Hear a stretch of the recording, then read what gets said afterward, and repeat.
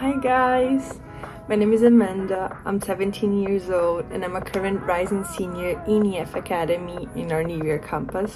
I'm from Brazil. My idea as an EF Academy ambassador was to create this video to be able to give out some tips, answer some questions, and make your life easier when packing and getting prepared to go study in a boarding school. How is it? How is living in a boarding school so far away from home? It was at the same time amazing and frightening. I was moving for the first time in my life, more than 4,000 kilometers away from my city in Brazil. I was so scared, and I was feeling like I was never gonna make friends. I was never gonna bond with anyone else. But once I arrived there and I kind of let myself enjoy and be a part of the school community, it was amazing. I was fortunate enough to make friends as soon as I arrived, and they are just the most incredible people I've ever met. One thing I love about living with so many cultures and people from different countries is that whenever you're walking around campus, you're always gonna hear at least 3 different languages around you. Today, I'm a native Portuguese speaker, but I also speak English, of course, Spanish, a bit of Italian, a bit of French, and I know a few words in German. Do not understand it, really tough language, but you get what I'm saying. It's really cool and it's really fun to get this opportunity, you know? Second thing, as I mentioned, my friends. How did I make friends? I was really scared and really paranoid. I wasn't going to meet anyone, but I was fortunate enough to have 2 amazing roommates. They are the nicest people in the world, and they brought me into their friend groups. On my first week, I remember I was a bit divided between who I was gonna have lunch with. They were so welcoming, and I feel like our community in the school is all like that, you know. People are genuinely nice to you and they want to know you, and they're gonna invite you to take a walk around the campus or go to the gym and see basketball and, you know, have those experiences, because people genuinely want to know you and they know what it's like to be new and had just arrived in a new place, you know. But also in my classes, as you can kind of create your own schedule, I got to know different people from different circles, and in the end you're basically friends with the whole school, because, you know, you kind of know one person from your history class and then the other one from your math class, and it's just really nice. The third thing, how was it like learning how to live so far away from home, and if it was worth it? I was a bit negligent about the feeling of missing people. I was like, no, it's gonna be okay, it's not gonna be that bad. But I was wrong.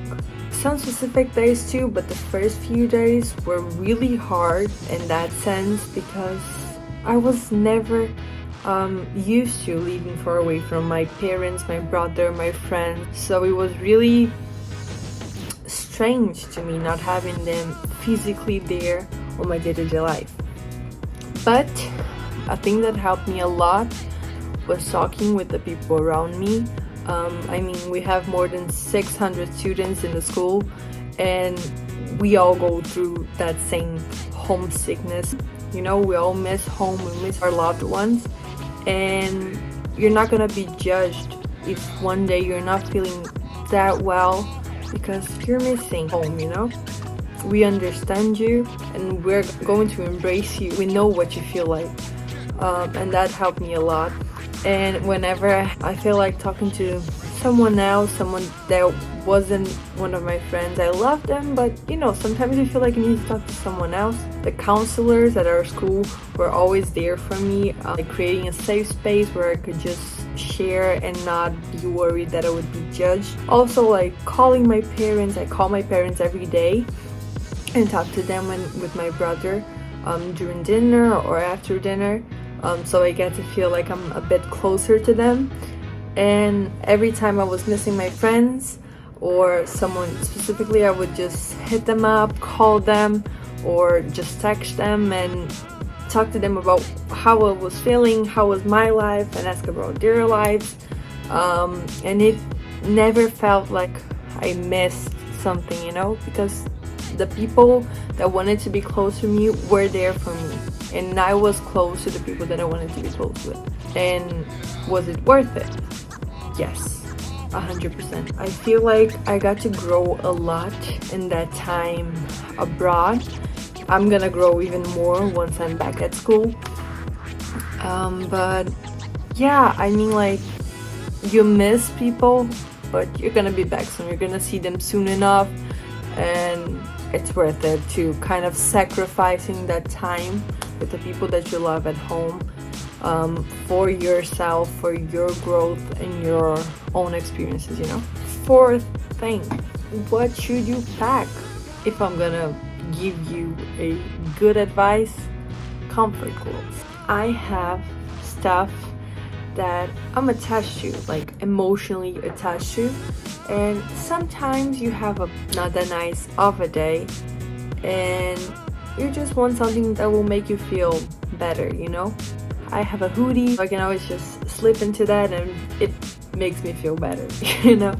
But obviously sweatpants, sweatshirts, jeans, basic t-shirts like black, white t-shirts, the weather of where you're going, obviously that's really important. If you're going to New York, like in September, winter is coming and we have snow there, so it might be good to have a winter jacket already with you, especially if you don't know if you're going back home for winter break.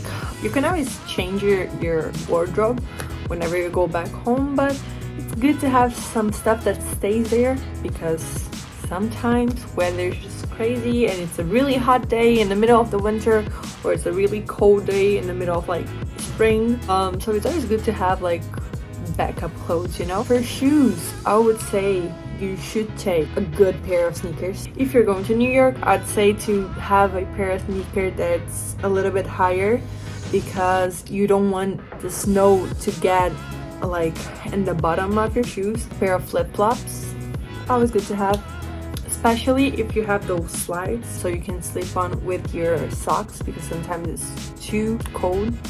And a pair of boots for the days that the snow is really heavy. Some nice shoes are cool too, but you don't really need them. That's more if you want to, if you like wearing high heels. I'm not making rules here, but that's what I'd say. It's necessary. If you need anything else, you can always buy it online. Toiletries. If you have something that's really specific from back home, take it. Normal shampoo, conditioner, you're always gonna be able to buy them either online on Amazon, or at least in New York we have a really close like market and a drugstore near the campus, so you can always go there and just buy whatever you need. And it's not really worth it. They take up a lot of space in your suitcase, so just buy them whenever you get there. Must-haves too: a towel. You're gonna have to eventually wash your towel, so it's always good to have another one there. And if you're someone that likes to sleep with your pillow, or you have a specific type of pillow that you need to sleep, take yours, you know. And if you don't use it, you can always take it home. Okay, so not that essential stuff from now on, but in my point of view, really essential: a stuffed animal. I have a comfort stuffed animal and it gives me joy. It's a little lion. Some days are harder than others and you might need that extra support. And final thing to take to boarding school: food from home. Some days you're just craving that really specific candy from your country and you're not gonna find it anywhere else. So spare yourself that feeling and take those with you. Like, just do it. You're not gonna regret, I promise. Fifth thing, how is school? Is it harder to learn in English than in your native language? So I'm currently doing the IB program. I'm going for my second year in the IB program, and I'm not gonna lie to you, it's not easy. But back At home, I was already used to having a lot of stuff to do for school and studying a lot, so it's not a problem to me. And I have studied English since I was really young, so that wasn't a huge deal to me too. But I'll say that in my first month, I was feeling like I didn't know how to speak English because everyone else around me was speaking English. And I was like, I'm not used to this, you know?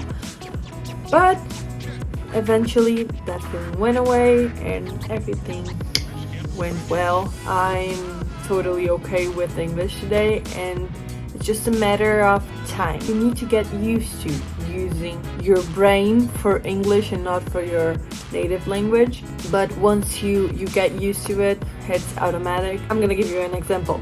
The first day I went back home, there was this really loud noise in the morning, and I genuinely, with my eyes closed still, I spoke in English. I was like, what is happening here? And I called my roommate just to open my eyes and notice that it was in Brazil. Sixth and final topic that I'm gonna talk about today is what is the best thing about boarding school and why I think you should go to one. The best thing about boarding school is also the worst thing about boarding school, is that going to a different country makes you leave your comfort zone, and that can be really frightening, to be alone somewhere else where you don't know anyone. But it's also really amazing for you to get to know yourself and understand things you like and things you don't like, your preferences, your interests, and just allow yourself to try, to explore. Going to a boarding school and talking with people from so many different countries and that have had so many different experiences allow you to make your own choices. I grew a lot just spending 6 months in YAF, and I'm 100% sure that I'm gonna grow a lot more in my year that's to come. I think everyone that has the opportunity should go to a boarding school. You get the chance to just understand a bit more about different backgrounds and different people. It's something that I would have regretted to not experience, So yeah, that's it. I hope you enjoyed it, and it was a pleasure talking to you a bit more about my experience in YAF. Bye!